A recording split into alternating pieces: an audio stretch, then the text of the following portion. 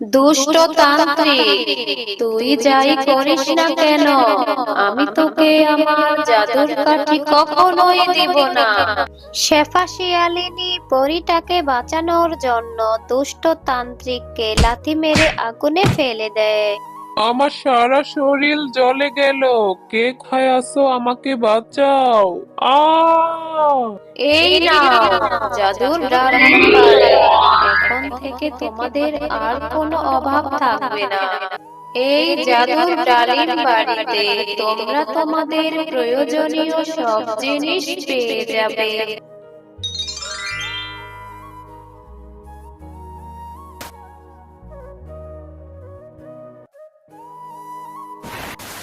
মা, বাইরে তো আজ অনেক বৃষ্টি হচ্ছে। হ্যাঁ রে মা মিনা, বৃষ্টি দেখে তো মনে হচ্ছে এবার অনেক বন্যা হবে। কি বলছো মা? বন্যা হবে? মা, আমার না ভীষণ ভয় করছে। মা, দেখো বাহিরে কিভাবে বিদ্যুৎ চমকাচ্ছে। মা, বন্যা হলে আমাদের ভাসিয়ে নিয়ে যাবে না তো? তুই ভয় পাস না মা মিনা, আল্লাহ যা করে মঙ্গলের জন্যই করে। আমি তো তোর সাথেই আছি, আমাদের কিছুই হবে না। অনেক রাত হয়েছে, চল মা খাবার খেয়ে আমরা ঘুমিয়ে পড়ি। এ কথা বলে তারা মা ও মেয়ে রাতে ঘুমিয়ে পড়ে। মা, মা, ওঠো ওঠো। মা দেখো, আমাদের ঘরে কত পানি হয়েছে। হায় আল্লাহ, তাই তো দেখছি। এবার এবার কি হবে? এই ছোট্ট মেয়েটাকে নিয়ে কোথায় যাব? মিনা, তুই এখানেই বস, আমি বাইরে গিয়ে দেখে আসি। এ কথা বলে মিনার মা বাহিরে চলে যায় বন্যার পরিস্থিতি দেখার জন্য। এ কি, বাহিরে তো দেখি অনেক পানি।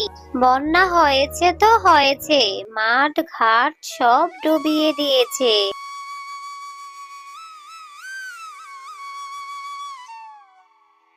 মা মিনা, এই বন্যায় অনেক পানি হয়েছে, বন্যার পানিতে পুরো গ্রাম তলিয়ে গিয়েছে। সে কি মা, তাহলে আমাদের কি হবে?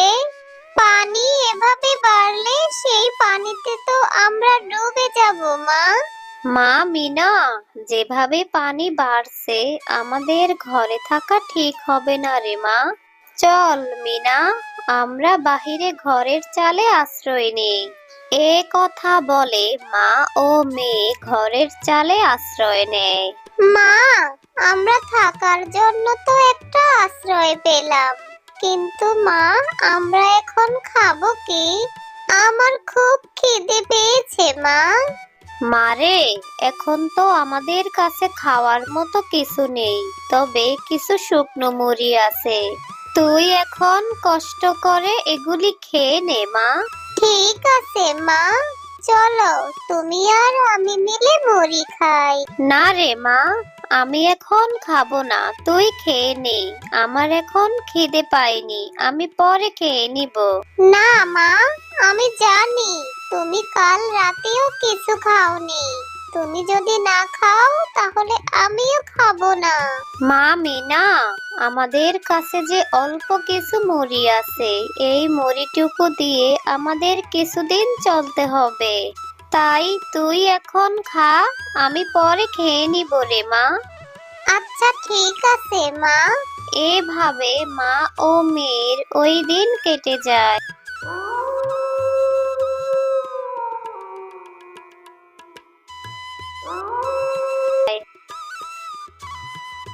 মা, ও মা, দেখো না, ওই দেখো এদিকে একটা নৌকা ভেসে আসছে। হ্যাঁ রে মা, তাই তো দেখছি। আল্লাহ মনে হয় আমাদের উপর দয়া করেছে। মা, চলো আমরা এই নৌকা দিয়ে খাবার খুঁজে আনি। মারে, এই বন্যায় তো আমাদের মতো সবারই অবস্থা, আমরা কোথায় খাবার খুঁজে পাবো রে মা?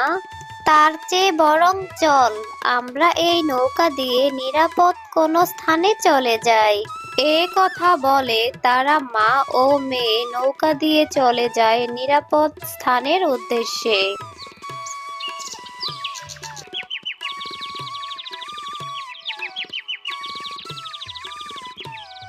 মা, আজ 2 দিন যাবত নৌকায় ভাসছি, এখনো তো কোনো নিরাপদ জায়গার সন্ধান পেলাম না। আর এইদিকে আমার খিদের জ্বালায় পেট জ্বলে যাচ্ছে। তুমি কিছু একটা করো মা। মারে, আমি যে এখন অসহায়, আমি তোকে কোথা থেকে খাবার এনে দিব রে মা? কাঁদিস না মা, একটু ধৈর্য ধর। আল্লাহ নিশ্চয়ই আমাদের জন্য একটা ব্যবস্থা করে দিবে। মা মিনা, ওই তো দূরে একটা দ্বীপ দেখা যাচ্ছে। চল মা মিনা, আমরা ওই দ্বীপে যাই। ওইখানে কোনো না কোনো একটা ব্যবস্থা হবে। হ্যাঁ মা, চলো চলো। এ কথা বলে তারা মা ও মেয়ে সেই দ্বীপের উদ্দেশ্যে চলে যায়। মা, মা, দেখো না দ্বীপটা কত সুন্দর। এটা কোন জায়গা মা? জানি না রে মা, এটা কোন জায়গা। চল মা মিনা, আমরা খুঁজে দেখি কোনো খাবার পাই কিনা। আচ্ছা মা, চলো, আমারও ভীষণ খিদে পেয়েছে।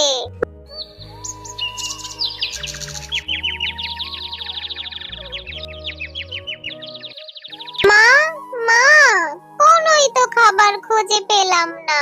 আমার যে ভীষণ কষ্ট হচ্ছে মা। আর একটু কষ্ট কর মা, আল্লাহ একটা ব্যবস্থা করে দিবে। দুষ্ট তান্ত্রিক, তুই যাই করিস না কেন, আমি তোকে আমার জাদুর কাঠি কখনোই দিব না। আমার জাদুর কাঠি নিয়ে তুই সর্বশক্তি লাভ করতে চাস, তোর এই স্বপ্ন কখনোই পূর্ণ হবে না। ঠিক আছে, তুই যদি তোর জাদুর কাঠি না দিস, আমি যদি সর্বশক্তি না পাই, তাহলে আমিও তোকে বাঁচিয়ে রাখবো না। এবার বল, তুই কি করবি? তুই যা করার করে নে, আমি তোকে আমার জাদুর কাঠি কখনোই দিব না। তোকে তোর উদ্দেশ্যে কখনোই সফল হতে দিব না। মা, মা, ওই দেখো, একটা তান্ত্রিক একটা পরীকে আটকে রেখেছে। আর ওই পরীটার জাদুর কাঠি চাইছে। আমাদের ওই পরীটাকে বাঁচাতে হবে মা, না হলে ওই দুষ্ট তান্ত্রিক ওই পরীটাকে মেরে ফেলবে মা। হ্যাঁ রে মিনা, তুই ঠিকই বলেছিস। আমাদের ওই অসহায় পরীটাকে বাঁচাতে হবে। তুই এখানেই দাঁড়া, আমি দেখি আমি কিভাবে পরীটাকে বাঁচাতে পারি। হ্যাঁ মা, যা করার তাড়াতাড়ি করো, কিন্তু সাবধান, ওই দুষ্ট তান্ত্রিক তোমারও ক্ষতি করতে পারে। এ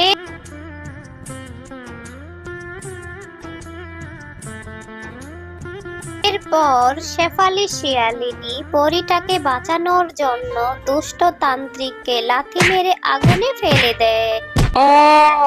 আমার সারা শরীর জ্বলে গেল, আমাকে বাঁচা। আমি আর কখনো কারো ক্ষতি করব না, আমাকে ছেড়ে দে। আমার সারা শরীর জ্বলে গেল।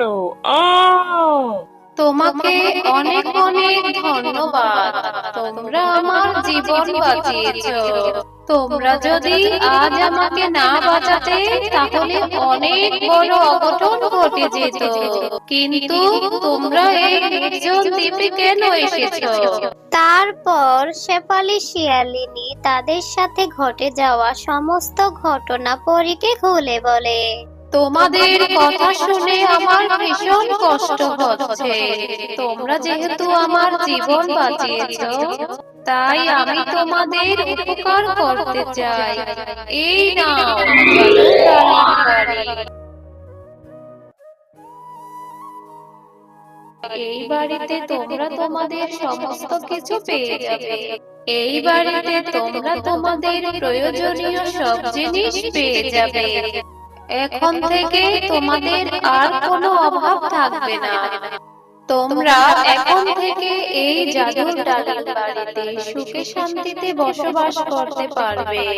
তোমাকে অনেক অনেক ধন্যবাদ পরী। তোমার এই উপকারের কথা আমি কখনোই ভুলবো না। এরপর পরী তাদের কাছ থেকে বিদায় নিয়ে সেখান থেকে অদৃশ্য হয়ে চলে যায়।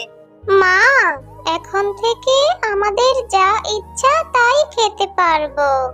এখন থেকে আমাদের আর কোনো অভাব থাকবে না। হ্যাঁ রে মা, এতদিনে আল্লাহ তাআলা আমাদের উপর মুখ তুলে তাকিয়েছে। আল্লাহর কাছে লাখো কোটি শুকরিয়া।